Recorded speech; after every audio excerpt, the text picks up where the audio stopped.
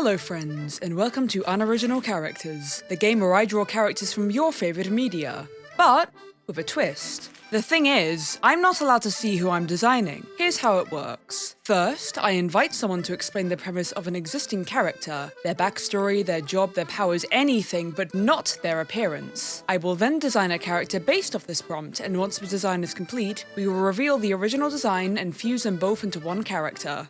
With that out of the way, it's time to meet our special guest here to explain our mystery muse. Hello, I am T. This is my channel, I live here, and I am so excited to meet, I assume, my future wife, and I am joined here by... I'm Felinda Rouge, feel free to call me Lynn.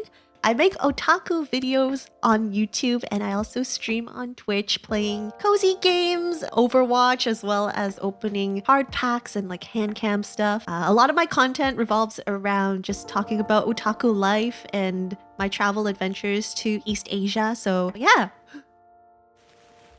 Would you just like to jump right into it? The floor is yours. She is the leader, the head honcho Archon of Natlan, and she is the fire one, the pyre one, also known as the god of war, which is kind of ominous if you think about it that way, but she's all but ominous.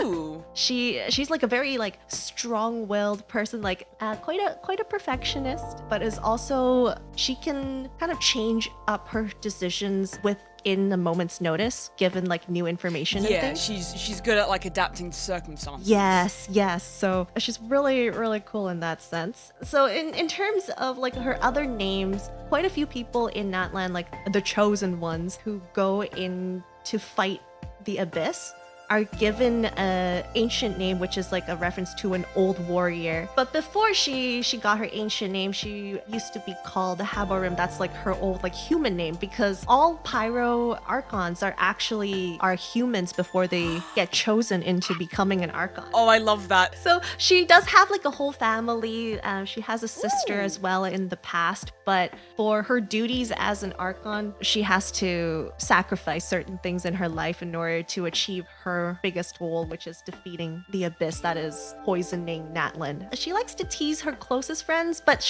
because she is like a leader, it gets intimidating going up and speaking to her. But for the closest friends and the people that reach her inner circle of friends, she just likes having fun and like having drinks with them, playing around with them. Is she the kind of character who's like very intimidating and kind of like a huge deal from the outside? I mean, everyone who knows them personally is just like, oh, they're silly. fine, they're chill, Yeah, they're just like a lovely. silly person.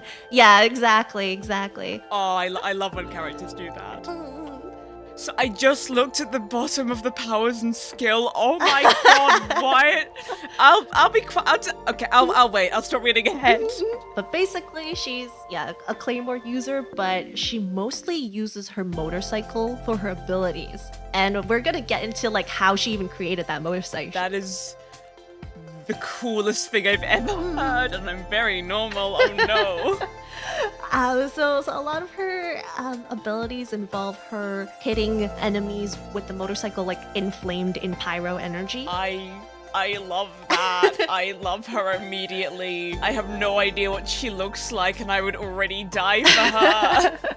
She is super cool. So this is just like a brief profile, but if we go into the backstory, so we kind of go 500 years back. She basically, as a warrior and gets promoted to becoming like the Archon, she decides to sacrifice her like body into this sacred flame, which is like the thing that kind of is the main source of Natlan's power. So in one sense, like the Pyro Archon's duty is to create these combats and like send warriors off into like the Night Kingdom, into the abyss to fight for Natlan, and then doing these like battle royale style or like 1v1s kind of energizes the entire stadium, and that power fuels the fire of Natlan. She even sacrifices some of her own power because she is part of the sacred flame, right? To do like the final push to destroy the abyss. So yeah, anyone in Natlan can become the Pyro Archon.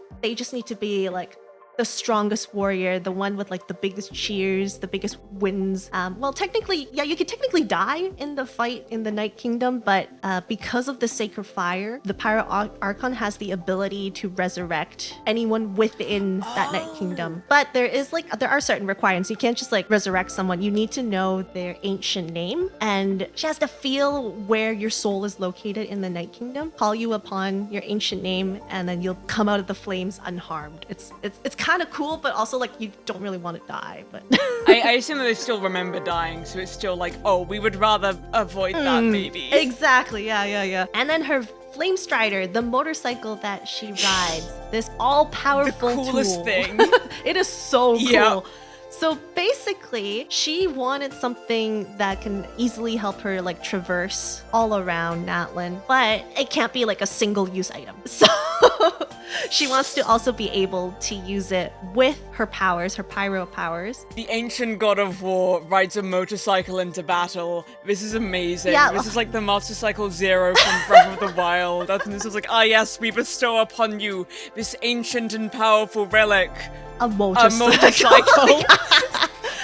Gone are the days of horses. Now it's all motorcycles. Now we have something way better, because this one you can set on fire. Can't do that with horses. Well, not for long anyway. So that's her summed up backstory. I want to show you a bit of like the overall environment and like the creatures to give you a better sense of like what Natlan is about. I love the colors so much. This looks so cool. It is very vibrant. Like all of Natlan, aside from the Night Kingdom, is just filled with colors. Natlan is also very like environmental in the sense like there's not that many buildings. And then the Night Kingdom is like the complete opposite. This is where like past warriors also like their souls are kind of just like lingering on here as well. There is like a storyline where we do meet one of these like fallen warriors. There's only one person that still remembers them, but they're here. It's pretty sad. No. Genshin's really good with sad stories, not gonna lie. Yeah. It's just like, oh yes, it looks so happy and chipper and colorful, and then as soon as you start looking at the lore for too long, it's like, wait, this is covered in blood. Yeah. Oh god. Oh my gosh. But hopefully this gives you like a good overview of like how Natlan folks kind of interact with their environment and like the creatures around it So too. they're very kind of like ingrained in the nature. Yes. After the interview, we also decided to listen through her character teaser, which you can trust that I was just so normal about. Thank you. This means a lot to me. Why don't I walk you home? I'd like to thank your family too. Fuck, fine, I guess I didn't need my emotions anyway. Yeah. What the hell, Genshin? You make me cry over a character I don't even know what they look like. Yeah. It's fine. I'll live. I'm normal about this character. What does she look like? With our character prompt explained, we can finally move on to the sketchbook tour of my initial ideas, except we can't, because I forgot to ask what culture she was based on. It's fine, she's Maori, she's named after a Maori goddess, it's fine, we're all good. So just to cover the ground rules, this design is not intended to look like it could actually exist in Genshin. I'm a fan of Genshin designs as much as anyone, but they're not really the kind of character I would enjoy creating myself. They're way too conventionally attractive and pretty. So for the sake of indulgence, I'm treating the characters like the world's story and art style are my own. Another rule is that this design is not intended to be historically accurate. Whilst I just said I wouldn't be matching Genshin's design conventions, I do like that even the most culturally grounded designs use more accessible modern elements and fuse them with the less recognizable cultural inspirations to keep the design clear.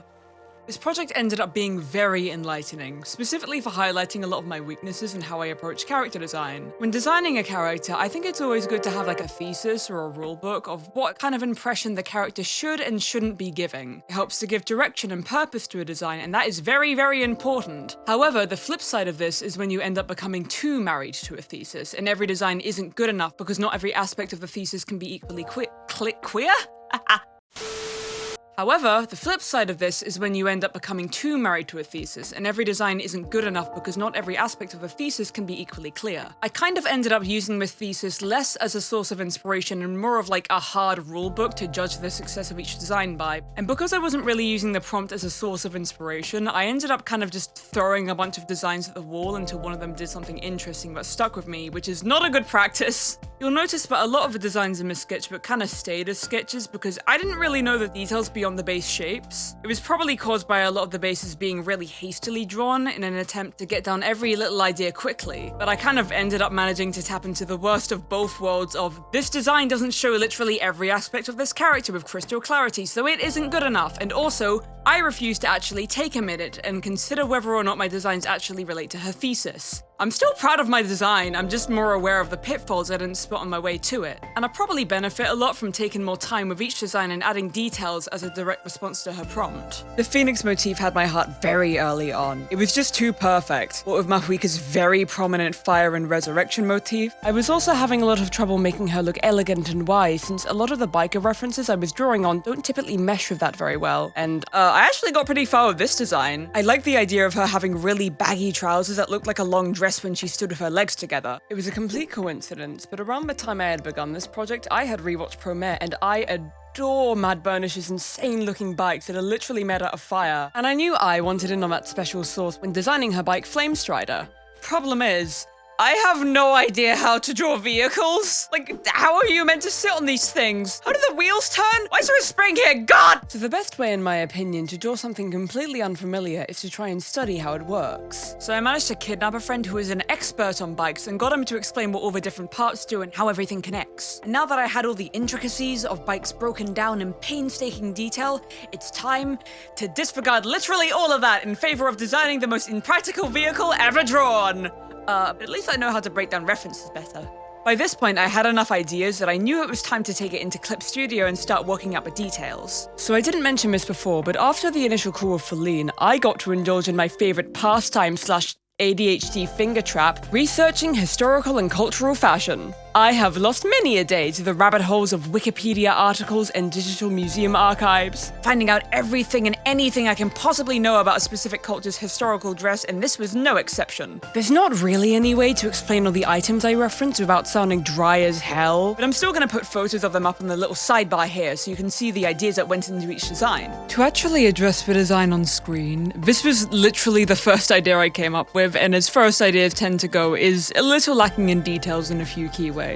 I think I was mostly focusing on incorporating all of the Maori fashion research I had been doing, and I do like this design, especially her absurd puffy straw coat, but the design was clearly lacking in both the fire and biker departments, and they're far too important elements to be neglecting. Because these early sketches are still pretty rough, it's kind of difficult to communicate things like texture or complicated patterns, which is where the technique of photo bashing comes in. To simplify it a bit, it's basically collaging textures or items and props together to communicate stuff that would be difficult to show in such a rough stage of the process. This second design is a very good example of an appealing design that failed to suit a character. The ideas I was basing this design around were like 70s rocker clothing and the sun with like the way her hair poofed up in a ponytail. Whilst the clothing style I was referencing wouldn't look out of place on a bike, it also didn't really communicate bike directly, and the Maori influence in her clothing definitely took more of a back burner. If the second design was an appealing character but didn't communicate the premise, then the third design was a complete opposite to me. The main idea behind this design was making her hair look like fire, with the idea that it would flare up and turn into literal fire when she used her powers, and with this transformation also affecting parts of her outfits as well as the tattoos on her skin. The ideas are good, but I personally think this design was the weakest of the lot, since the Maori influences to her design were almost nowhere to be seen, but hey, sometimes you gotta get the bad designs out there to explore your options. Design 4 was a slightly different take on the biker premise, with the idea of her being a bike mechanic instead. This is unfortunately another design that fails to communicate the Maori aspects of her character, but I still think it looks pretty good on its own. I like how movement-based her design feels, like you can imagine her burning waist tie flaring out behind her while she rides. When making thumbnails, I find it's helpful to stick to only 3 main values. Generally, if I can't make 3 colors work at the rough stage, it's gonna be an omen for color problems later. Plus, it's so much faster to color a design when you only have 3 colors to consider.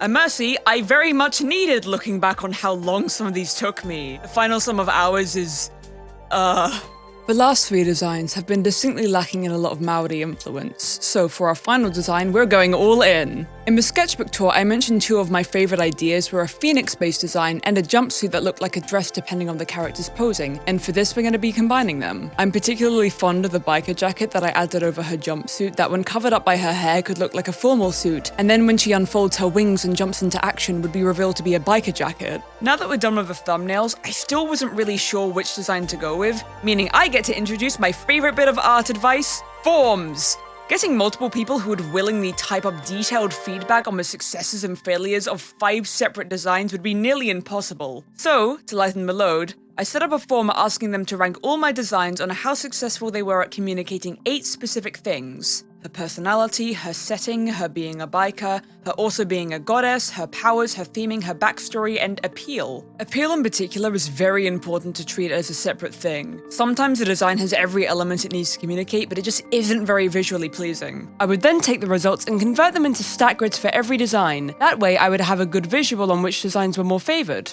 Alright, let's see the stats. I'm pretty sure the final design is gonna be the favorite. I mean, with like the phoenix motif, the storytelling is as clear as day. Wait, what do you mean people love design 3? That's the worst one! So, I tried reworking the phoenix design to be more appealing and clear, but it just wasn't working. And it got to the point where I'd already been working on this project for like a month, and we gotta bite the bullet at some point. Whilst I was reading through the feedback, I noticed something very interesting. The 4th design wasn't anyone's favorite stat-wise, but because I gave people the option to explain their answers, multiple people mentioned it was the most balanced design in terms of communicating everything it meant to. So, if I use design 4 as a base and combine it with the best parts of other designs, hypothetically, I should end up with a Mavuika with the best of every design. And that's exactly what I did. So, before I could move her to a final turnaround, I made some very minor alterations to the design, mostly making her face less busy and her tattoos actually make sense. I wanted to do some explorations of her weird wing hair and how that might work, so I referenced tons of photos of birds and how their wings move and express. Here on my next page, I did some clothing studies of big baggy trousers, because when I was drawing her initial design, I was really struggling to draw that. I also wanted to draw more designs for her bike because I realized I hadn't drawn more of her bike in a while. I think for this design, the patternings on the side here referencing Maori treasure boxes and canoe prows. In the notes I made at the beginning of the project, I wrote that I wanted to do some variations of her design where she was a much older lady. Despite the fact I've heard her voice and she's clearly not old, I still liked the idea that when she sacrificed her power to keep the sacred flame alive, it also took part of her immortality with it and she aged as a result. Also, her mythological counterpart is a grandma, so I get to lie and say it's definitely not because I wanted to draw her as a beautiful grizzled gilf. That would be crazy! I do want to mention, when you're making a character and you're unsure on the finer details of a design, it can be a huge help to ask people who really like the archetype you're designing and ask them how they cater your design specifically for them.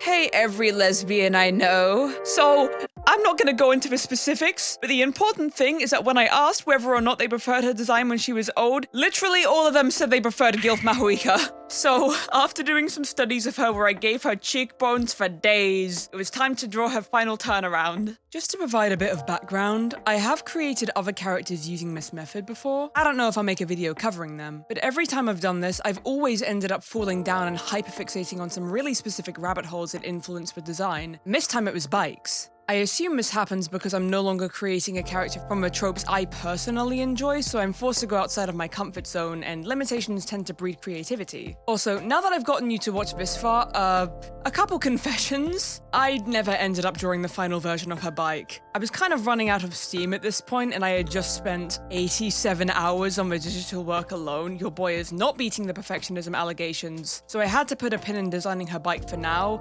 But I don't know, maybe I'll get to it in the future. I also think it's very funny that due to my image of Mavuika being so limited, I had to come up with headcanons and hypotheticals to fill out some of the gaps in my knowledge.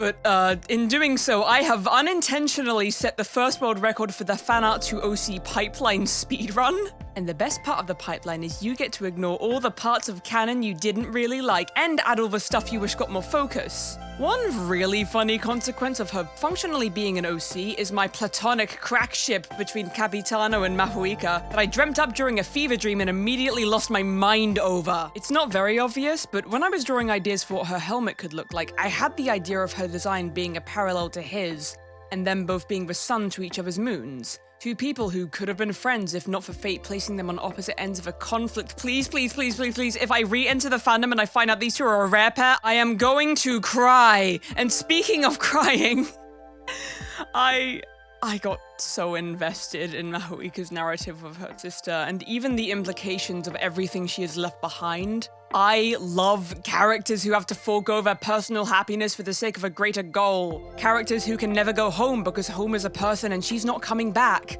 Or because time has warped their home into something foreign. I can see the tragedy through the keyhole I forced myself to look through. To demonstrate just how bad the brain rot had gotten, a couple weeks ago, I was listening to Epic the Musical on a plane ride, and I got to the song The Underworld and was struck by a vision from the gods of Mavuika and Hine singing the section with Odysseus' mum, and I nearly made myself cry boarding the thumbnails for it. Weirdly, I think if my initial impression of Mavuika wasn't so intentionally limited, I don't think I'd like her anywhere near as much as I do now, just because my expectations for her design would have been so specific and high. But now that she's been stripped down to her core, I get a much clearer image of what's important to her character. To me, Mavuika really does embody the core of Natlan, a civilization so bursting with joy and culture and fun, all driven by the very human desire to better themselves and to uphold the titles of legends on their tiny human shoulders, all whilst being underpinned by generations of sacrifices. And so, with our final design complete, it was finally time to share with the class and see her canon design. So, slightly important context, when I was designing her, I wasn't quite trying to design exactly what I thought canon Mavuika would look like. This was less of like a prediction and more of like I'm taking the premise and I'm doing how I would design her. Right. When I was like going over her premise and her backstory, I was thinking like, man, I imagine that like fusing your body with like a magical fire, I don't know, it might change your anatomy in some pretty noticeable ways. Ooh. I don't know. And it got me thinking like, oh man, what kind of like magical sacred creature has motifs of reincarnation and fire? So I made her a phoenix. Ooh. Oh, I like this. So her skin is now gray, because I imagine that burning up in a fire for like a couple hundred years may do that to a girl. I gave her like vitiligo, so she has like some patches on her skin that look like bits of ash. Ooh, I like that. Yeah. It's like she's still being burned.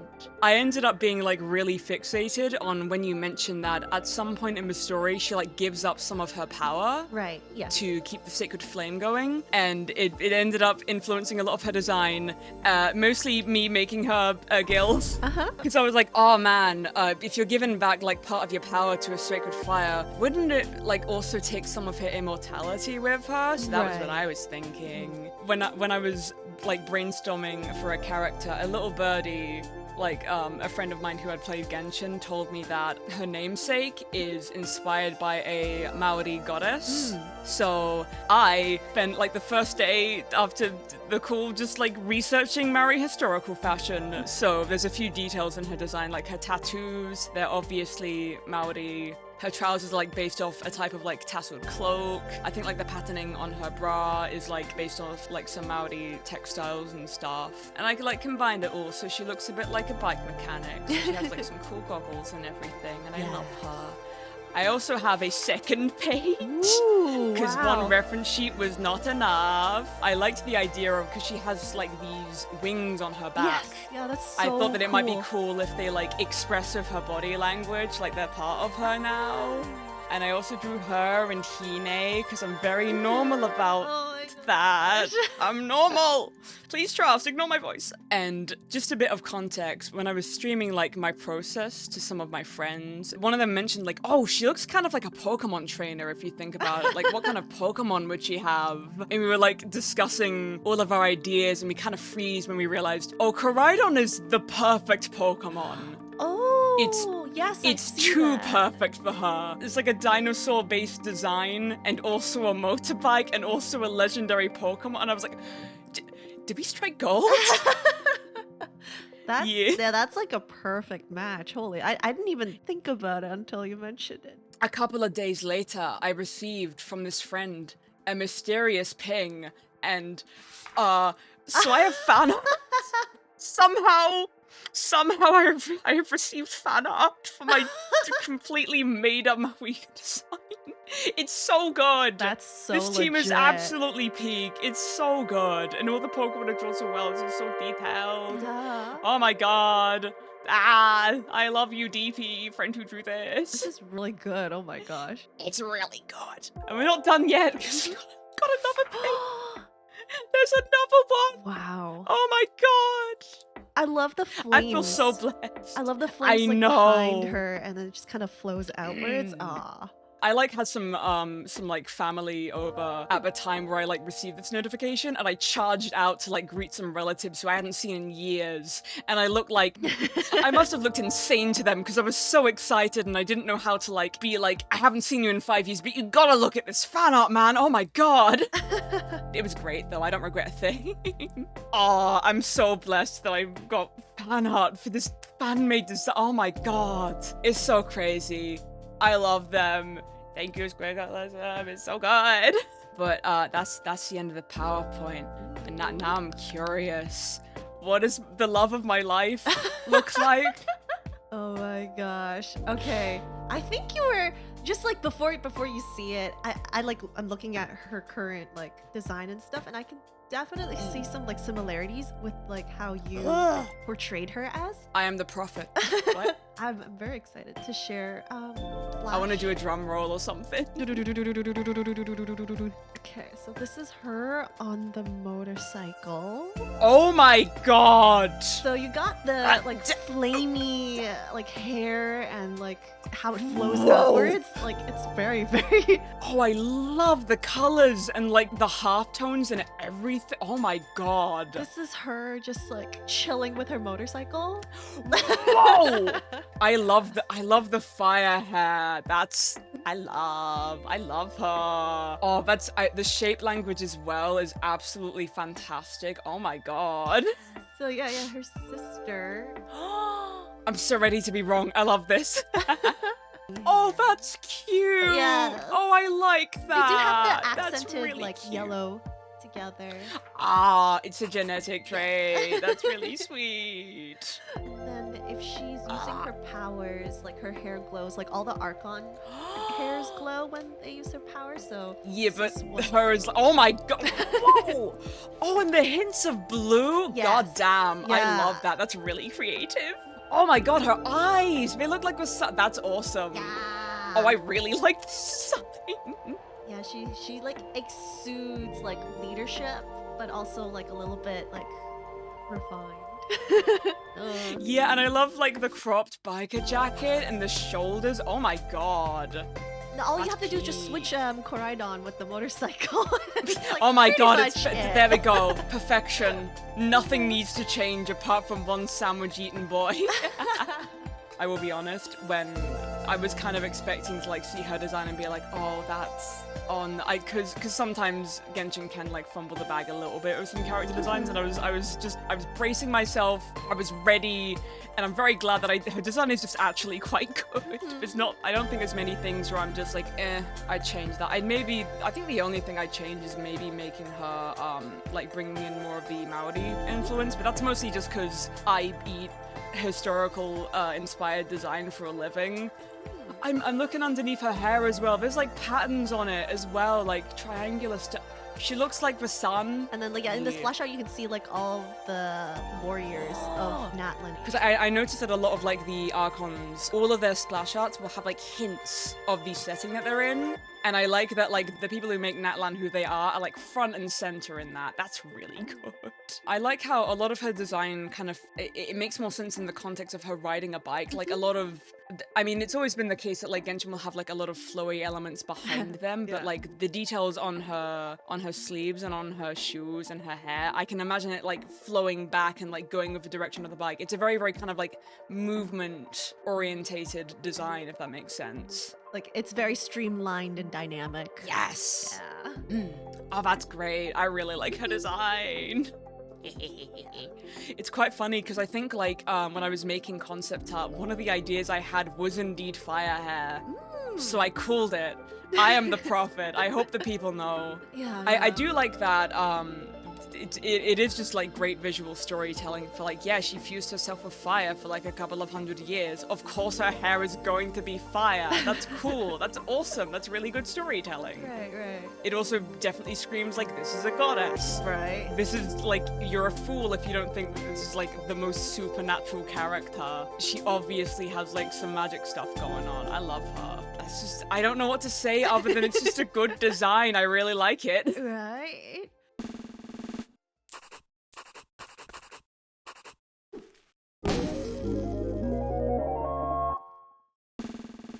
But we're not done yet. We've seen both her canon and fanon designs, but we still haven't seen how they look when combined. Before we even go into what I do and don't want to change about her canon designs, I did some studies of her to get familiar with her design and to figure out how I might want to stylize her. After drawing her a few times, I challenged myself to try and draw her from memory. That way, only her most important elements would remain, and I had a reference for a simplified version of her design. So, let's go over what we liked from her canon design. First of all, her colors are brilliant. The black from her jumpsuit does a fantastic job of leading the eye towards the focal point of her design being her face and hair. Speaking of which, her hair is so good. It does a great job of selling the coolness factor that this design was clearly going for, and I am in love with the patterning she has that makes her look like the sun. And it works nicely as a more focused interpretation of her role as the goddess of fire. We also want to go over what parts of our own design we might want to add, as well as the things that we want to change about her canon design. Starting off, I want to keep the phoenix motif.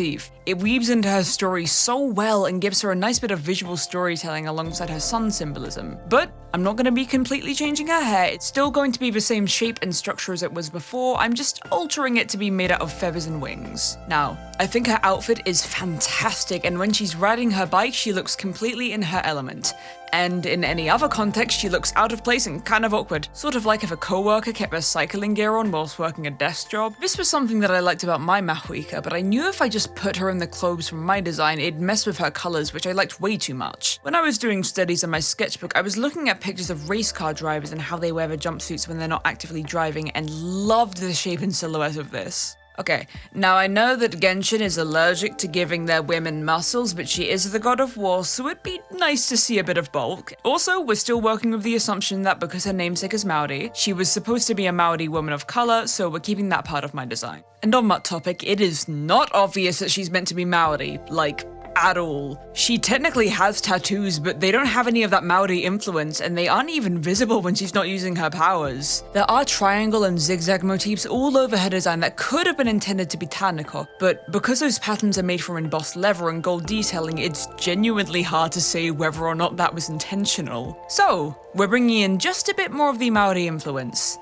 And this is a bit controversial, but I don't think that Mavuika needs to have Maori historical fashion be the focus of her design. Just hear me out. Ayato, another character from Genshin, has one of the best designs in the game, but the focus of his design isn't on the fact that he's from Japan, but the fact that he's a politician and head of a clan. The influences of historical Japanese fashion take a back burner to the more important storytelling of his design. The main difference between him and Mavuika is that there's actually stuff to find when you look closer. Basically, I think it's fine if the Maori influences in her clothing get to play second fiddle to her much more central biker element. And that is both the finished and fused designs for Mavuika. Thank you so much to Philin for explaining her premise to me, as well as DP and Squiggle for their amazing fan art. If I wasn't so completely buried under work at the moment, I definitely want to make another video with this format, probably scaled back so it doesn't take another 6 months to make. So, thank you very kindly for watching, and I'll see you for another cup of tea.